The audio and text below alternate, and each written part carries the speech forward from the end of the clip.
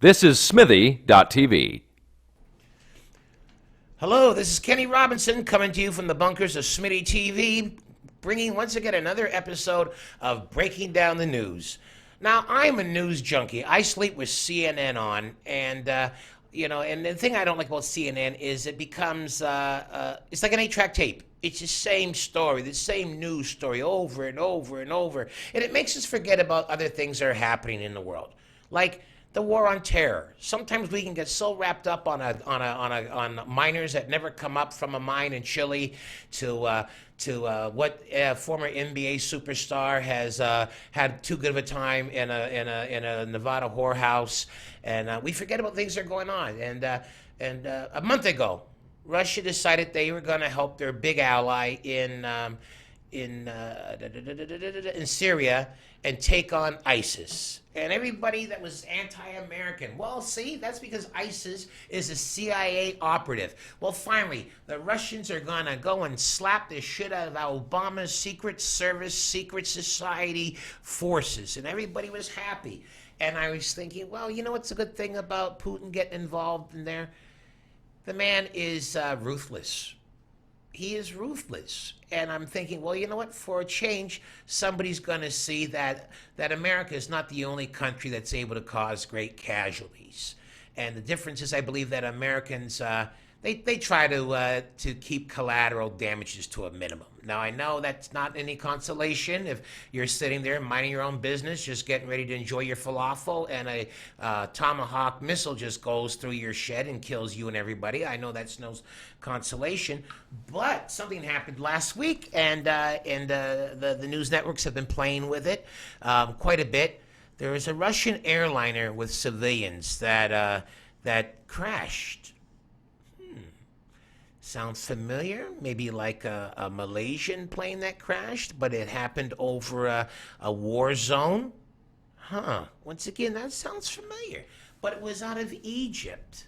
So right away, we have the British intelligence, and we have the Egyptian intelligence, the American intelligence, and they're all saying, looks like this could have been a terrorist attack. And of course, Putin doesn't want to admit it, because him trying to defend Assad and be there as his ally has put his people in jeopardy.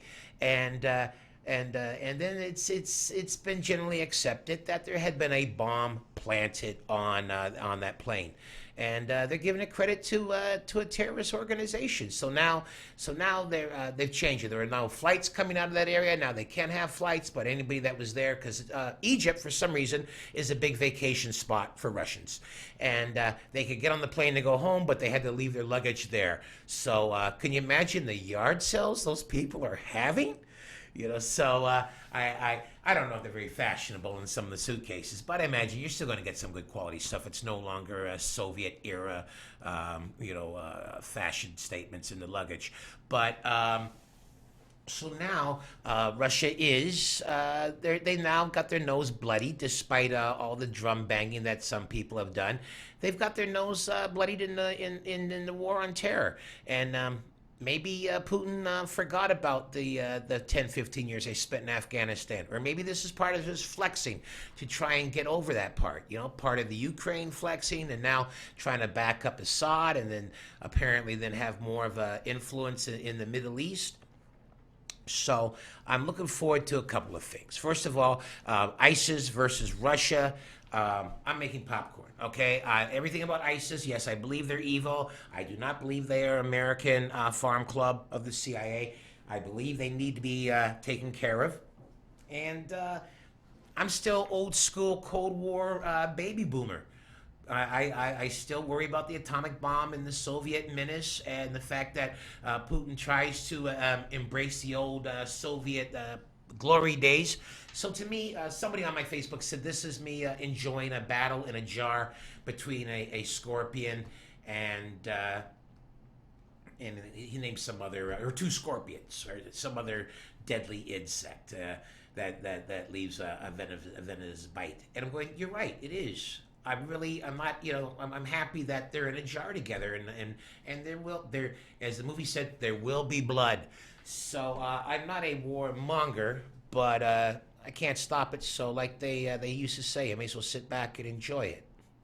So anyway, I hope that's not too morbid of a thought, but I think that, and of course, they've had Russia's had their own problem with Chechnya, and those cats now they take over. They take over ballet. They go over in the schools, and it's always horrendous.